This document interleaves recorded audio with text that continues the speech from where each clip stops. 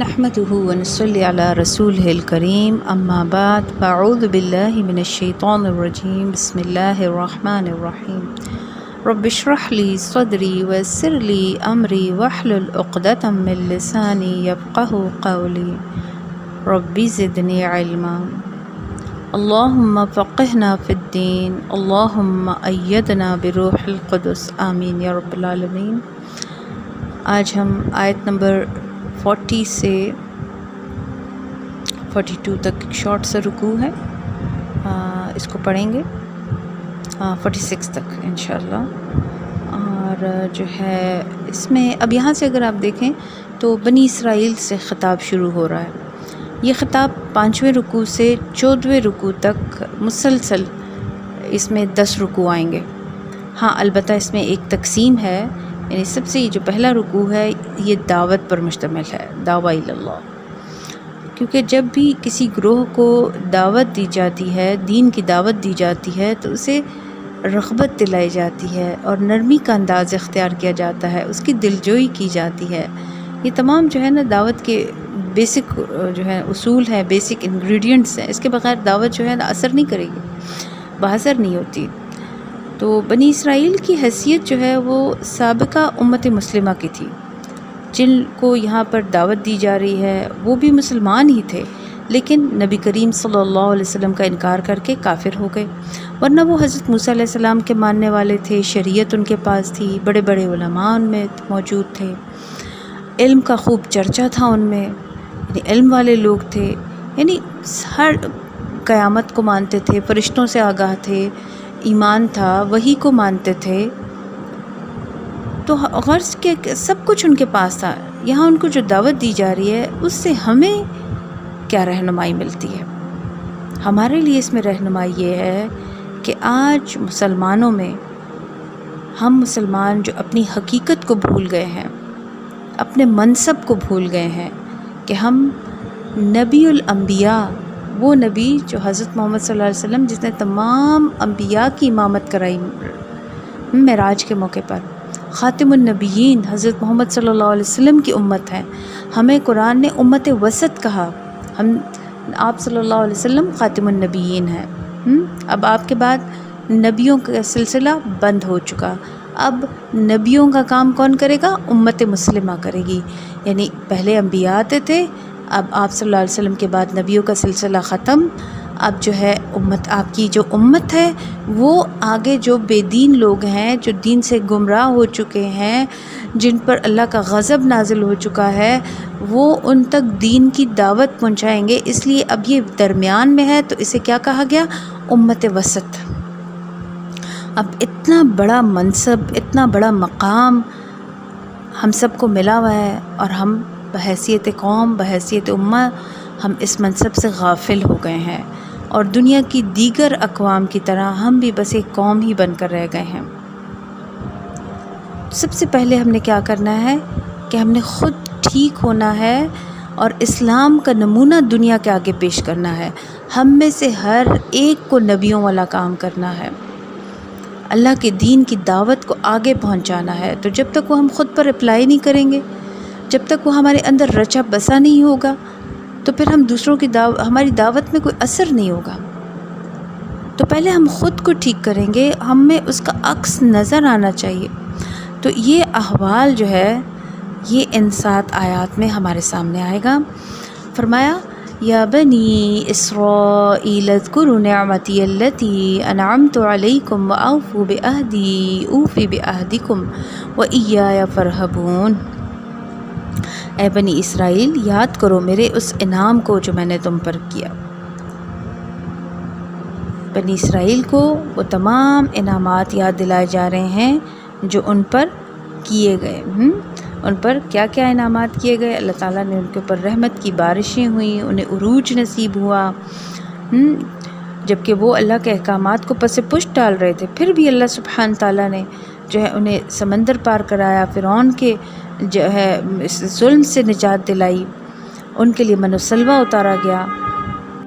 جب قرآن نازل ہو رہا تھا تو وہ بنی اسرائیل جو تھی وہ اپنے زوال کے دور میں تھی۔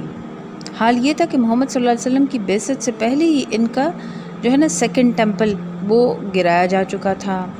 حضرت سلیمان علیہ السلام نے جو ہیکل سلیمانی بنایا تھا، یہ لوگ اس کو فرسٹ ٹیمپل کہتے ہیں، تو اسے بخت نصر نے حضرت مسیح علیہ السلام سے بھی 600 سال پہلے گرا دیا تھا۔ اسے انہوں نے دوبارہ تعمیر کیا تھا، تو جو ہے لیکن 70s میں تقریباً محمد عربی نبی کریم صلی اللہ علیہ وسلم کی ولادت سے 500 سال پہلے رومیوں نے حملہ کر کے یروشلم کو تباہ و برباد کر دیا، یہودیوں کا قتل عام کیا۔ تو ان کے اوپر تو بہت بڑے بڑے عذاب گزرے، لیکن انہوں نے جو ہے اللہ کی طرف رجوع نہیں کیا۔ Even second temple, third temple کے نقشے بن چکے ہیں اور ابتدائی خاکے انہوں نے بالکل تیار کیے ہوئے ہیں۔ بہرحال جس وقت قرآن نازل ہو رہا تھا اس وقت یہ بہت ہی پستی میں تھے۔ اس وقت ان سے فرمایا گیا کہ اے بنی اسرائیل، ذرا یاد کرو میرے ان انعامات کو جو میں نے تم پر کیے تھے، ٹھیک ہے؟ یعنی ان کو نبوت سے سرفراز فرمایا۔ ان کے اندر میں نے کہا تھا نا آپ لوگوں کے ایک وقت میں 3 نبی رسول ان کے پاس موجود ہوتے تھے، ہر طرح سے ان کو ہدایت کی گئی، ہر طرح سے ان تک پیغام پہنچایا گیا، شریعت ان کو عطا کی گئی۔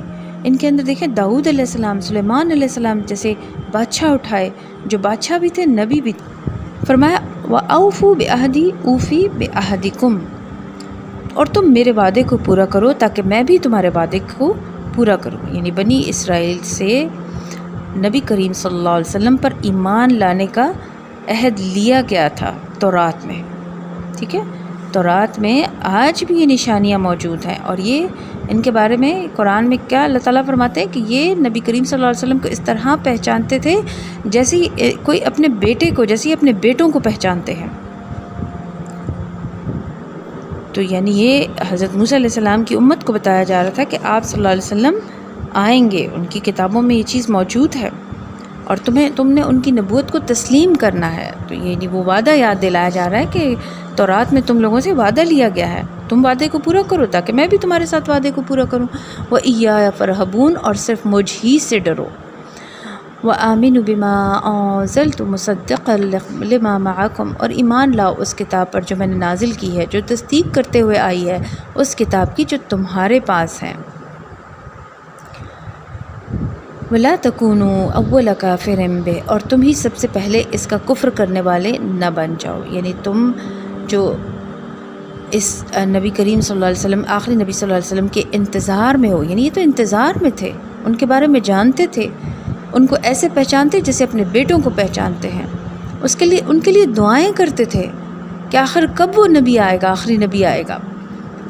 اور جو ہے اللہ تعالیٰ، وہ اللہ سے دعائیں کیسے کرتے تھے کہ اللہ اس آخری نبی الزماں حضرت محمد صلی اللہ علیہ وسلم کے واسطے سے ہماری مدد فرما اور کافروں کے مقابلے میں ہمیں فتح عطا فرما۔ یہ جو ہے نا آگے سورہ البقرہ میں آئے گا، یہی ہم پڑھیں گے انشاءاللہ۔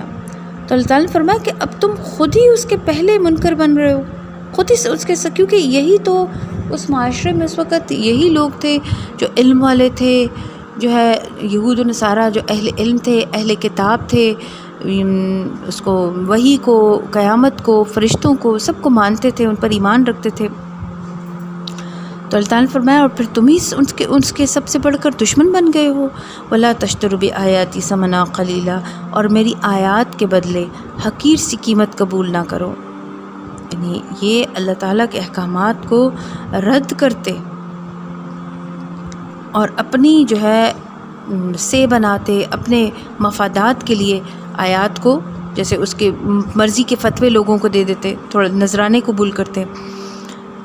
وَإِيَّايَ فَاتَّقُونَ، اور صرف میرا تقوی اختیار کرو، یعنی مجھ ہی سے بچتے رہو۔ وَلَا تَلْبِسُوا الْحَقَّ بِالْبَاطِلِ وَتَكْتُمُوا الْحَقَّ وَأَنْتُمْ تَعْلَمُونَ، اور نہ گڑ مٹ کرو حق کے ساتھ باطل کو، اور نہ چھپاؤ حق کو، کیونکہ وَأَنْتُمْ تَعْلَمُونَ، تم خوب جانتے ہو، تم اچھی طرح نبی کریم صلی اللہ علیہ وسلم کی حقانیت کو، سچائی کو جانتے ہو۔ یعنی غلط راہ میں پڑ جانا دلالت اور گمراہی ہے، لیکن جانتے بوجھتے حق کو پہچان کر اسے رد کرنا اور باطل کی روش اختیار کرنا اللہ تعالیٰ کے غضب کو دعوت دینا ہے۔ وَأَقِیمُوا الصَّلَاةَ، وَآتُوا الزَّکَاةَ، اور نماز قائم کرو اور زکوٰۃ ادا کرتے رہو۔ وَارْکَعُوا مَعَ الرَّاکِعِینَ، اور جھکو نماز میں جھکنے والوں کے ساتھ، رکوع ادا کرو، یعنی باجماعت نماز ادا کیا کرو۔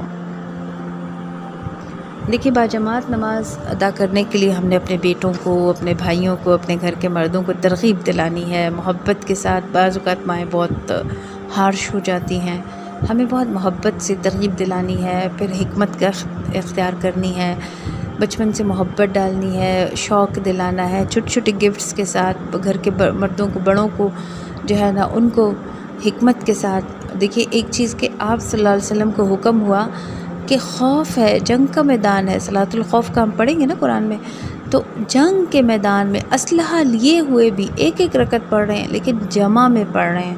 جب اس سچویشن میں جمع میں نماز پڑھ رہے ہیں تو عام روٹین کی حالت میں ہم جمع کیسے چھوڑ سکتے ہیں؟ تو اس پر ہم نے اپنے بچوں کو ترغیب دلانی ہے۔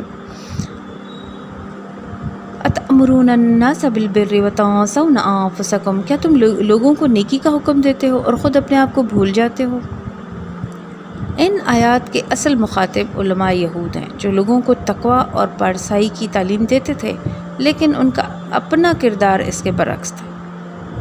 تو ان آیات کے اصل مخاطب علماء یہود ہیں جو لوگوں کو تقوی اور پارسائی کی تعلیم دیتے تھے، لیکن ان کا اپنا کردار اس کے بالکل برعکس تھا۔ ہمارے ہاں بھی علماء یا کچھ واعظ و نصیحت کرنے والوں کے اکثر و بیشتر لوگوں کا یہی حال ہے کہ بہترین سے بہترین واعظ کریں گے، اعلیٰ سے اعلیٰ بات کریں گے، لیکن اپنے کردار سے اس کا کوئی عمل دخل نہیں ہوگا، کوئی مناسبت نہیں ہوگی اس بات کی جس بات کی وہ لوگوں کو دعوت دے رہے ہیں۔ کیونکہ اگر ہم دوسروں کو جھوٹ سے روکتے ہیں تو پہلے ہمیں خود رکنا چاہیے، اگر ہم دوسروں کو غیبت سے منع کرتے ہیں تو پہلے ہمیں خود منع ہو جانا چاہیے۔ دیکھیے ہمارے لیے کون ہے اسوہ؟ نبی کریم صلی اللہ علیہ وسلم، بہترین اسوہ حسنہ۔ آپ صلی اللہ علیہ وسلم کے پاس ایک بچہ لایا گیا، فرمایا کہ اس کو نصیحت کریں، یہ میٹھا بہت کھاتا ہے۔ آپ صلی اللہ علیہ وسلم نے فرمایا کہ اس کو کل لے کر آنا۔ جب کل وہ بچے کو لایا گیا، حاضر ہوا بچہ، تو آپ صلی اللہ علیہ وسلم نے بچے کو پیار کیا، اور آپ صلی اللہ علیہ وسلم تو بچوں سے بہت جلدی گھل مل جاتے تھے، بہت زیادہ پیار کرتے تھے۔ آپ صلی اللہ علیہ وسلم نے اس بچے کو نصیحت فرمائی، تو پوچھا کیا کہ یہ تو آپ کل بھی کر سکتے تھے، آپ نے یعنی کل ہی کیوں نہ کر دیا؟ فرمایا کل میں نے خود میٹھا کھایا ہوا تھا تو میں کیسے بچے کو روکتا۔ اب یہ دیکھیے ہمارا تو نبی ایسا ہے، ہمارے لیے تو اللہ نے اسوہ حسنہ تو دیکھیں۔ تو جو بات ہم اپنے بچوں کو کرتے ہیں اور ہم چاہتے ہیں کہ ہمارے بچے وقت کا ضیاع نہ کریں، ریسورسز کا ضیاع نہ کریں، ان کی تنہائیاں پاکیزہ ہوں، وہ باعمل مومن مسلمان بنے، تو بس آپ بجائے نصیحت کرنے کے، وہ تو ایک ماں کی حیثیت سے، بڑی بہن کی حیثیت سے، استاد کی حیثیت سے ہم نے کرنی ہے مؤثر انداز میں، اچھے انداز میں، حکمت کے ساتھ، لیکن زیادہ فوکس ہمارا اپنی ذات پر ہونا چاہیے۔ میں چاہتی ہوں میرا بچہ سچ بولے، سو بی کیئرفل کہ میری زبان سے جھوٹ نہ نکلے۔ میں چاہتی ہوں کہ میرے بچے کی تنہائیاں پاکیزہ ہو جائیں تو میں خود کو بھی اسی کٹہرے میں کھڑا رکھوں، کیونکہ ہم بچوں کے لیے جو سوچتے ہیں ہم نہیں وہ کرتے الحمدللہ، لیکن جو ہے ہم کہیں تنہائی میں بیٹھ کے اپنی بہنوں کے ساتھ کسی کی غیبت تو نہیں کر رہے، یہ بھی پاکیزگی کے خلاف ہے، یہ بھی تو پاکیزہ بات نہیں ہے نا جو منہ سے نکل رہی ہے۔ تو ہم نے وہ سارا چیک اپنے اوپر بھی رکھنا ہے۔ تو بات کیا ہو رہی تھی کہ یہ جو کردار تھا، دوسروں کو نصیحت کرنا، خود پر اس چیز کو اپلائی نہ کرنا، یہ در حقیقت علماء یہود کا کردار بن چکا تھا۔ چنانچہ ان سے کہا گیا کہ تم لوگوں کو نیکی کا راستہ اختیار کرنے کے لیے کہتے ہو مگر خود اپنے آپ کو بھول جاتے ہو، وَأَنْتُمْ تَتْلُونَ الْكِتَابَ، حالانکہ تم کتاب کی تلاوت کرتے ہو۔ تم یہ کچھ کر رہے ہو اس حال میں کہ تم اللہ کی کتاب بھی پڑھتے ہو، یعنی ان کے پاس تورات تھی نا، تورات پڑھتے ہو، صاحب تورات ہو۔ ہمارے لیے کیا ہو کہ تم قرآن پڑھتے ہو، صاحب قرآن ہو، اہل القرآن ہو۔ اقبال نے کیا کہا تھا؟ خود بدلتے نہیں قرآن کو بدل دیتے ہیں۔ قرآن حکیم کے ترجمے میں، اس کے مفہوم میں، اس کی تفسیروں میں کوشش کرتے ہیں، لیکن الحمدللہ اللہ سبحانہ تعالیٰ نے قرآن کا ایک ایک حرف جو ہے بچا کے رکھا ہوا ہے، اس کی حفاظت کا ذمہ خود اللہ سبحانہ تعالیٰ نے لے رکھا ہے۔ افلا تعقلون، کیا تم عقل سے بالکل ہی کام نہیں لیتے؟ واستعینوا بالصبر والصلاۃ، اور مدد حاصل کرو صبر سے اور نماز سے۔ یہاں پر صبر کا لفظ بہت بامانی ہے۔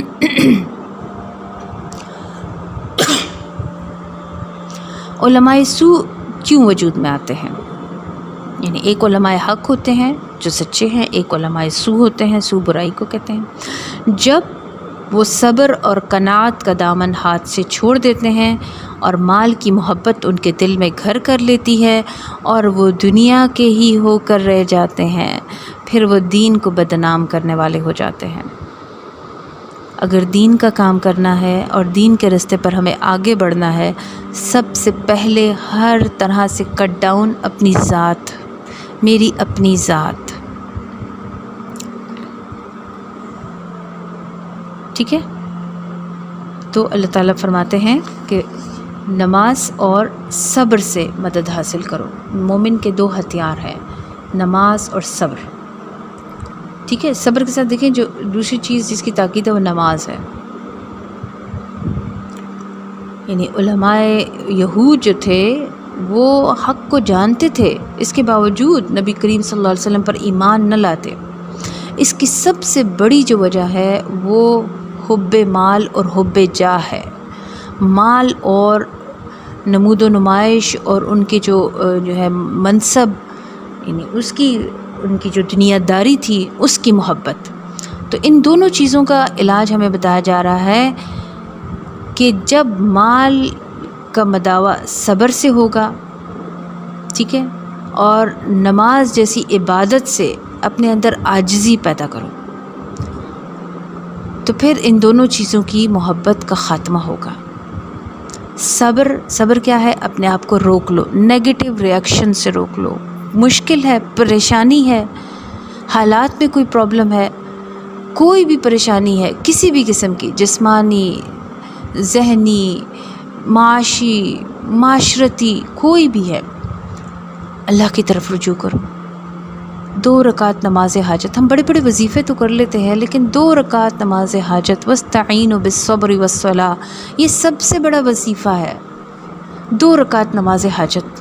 وَإِنَّهَا لَكَبِيرَةٌ، فرمایا یہ یقیناً بہت بھاری چیز ہے۔ یعنی عام طور پر یہ خیال کیا گیا کہ انہا صرف صلاح کے لیے، یعنی نماز بہت بھاری اور مشکل کام ہے، لیکن یہ ہے کہ یہ ایک پورے طرز عمل کی طرف اشارہ ہے کہ دنیا میں جتنی بھی آپ پر آزمائشیں آئیں، مشکلات آئیں، ان سب کا مقابلہ صبر اور نماز کی مدد سے کیا جائے۔ یعنی اللہ کو جو چاہیے وہ طرز عمل کیا ہے کہ دنیا اور دنیا کے متعلقات میں کم سے کم پر قانع ہو جاؤ، کم سے کم پر گزارا کر سکتے ہو، اور حق کا بول بالا کرنے کے لیے میدان میں اتر جاؤ۔ اس کے ساتھ ساتھ نماز کو اپنے معمول بناؤ، اس میں کسی قسم کی کوئی کمی نہ ہے۔ نماز کیا ہے؟ عماد الدین، دین کا ستون ہے۔ تو فرمایا کہ یہ جو طریقہ ہے نماز اور صبر کے ساتھ اپنے آپ کو روک کر رکھنا، جم کر رہنا، پازیٹیو رہنا، یہ بہت مشکل ہے، بہت بھاری ہے۔ الا علی الخاشعین، مگر عاجزوں پر نہیں ہے، جو خاشعین ہیں، عاجزی اختیار کرنے والے ہیں، ان پر ہرگز یہ چیز بھاری نہیں ہے، کیونکہ ان کے اندر ڈرنے کی روش پائی جاتی ہے۔ یعنی جن کے دل اللہ کے آگے جھک جائیں وہ پھر ان کے لیے کیا مشکل ہے۔ الذین یظنون انہم ملاقو ربہم، انہیں یہ یقین ہے کہ وہ اپنے رب سے ملاقات کرنے والے ہیں۔ یعنی وہ لوگ جنہیں یہ یقین ہے کہ وہ اپنے رب سے ملاقات کرنے والے ہیں، قیامت کے دن اللہ کے آگے کھڑے ہونے والے ہیں، اس ہر عمل کی جزا ملے گی، پورا پورا بدلہ ملے گا، ذرہ برابر کمی نہیں کی جائے گی، ٹھیک ہے۔ شروع میں ہم نے کیا وَبِالْآخِرَةِ هُمْ يُوقِنُونَ پڑھا تھا نا، ٹھیک ہے۔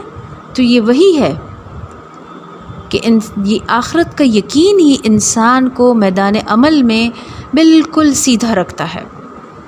وَأَنَّهُمْ إِلَيْهِ رَاجِعُونَ، اور جن لوگوں کو یہ یقین ہے کہ بالآخر انہیں اللہ ہی کی طرف، اسی کی طرف لوٹ کر جانا ہے، اسی کے سامنے حاضر ہونا ہے۔ اللہم اجعلنا منہم، اللہ تعالیٰ ہمیں ان لوگوں میں سے بنائے جنہیں اللہ کے آگے کھڑے ہونے کا یقین ہے، حساب دینا ہے، اللہ ہماری پوچھ کرے گا، اور اللہ سے دعا ہے اللہم حاسبنا حسابا یسیرا، آمین یا رب العالمین۔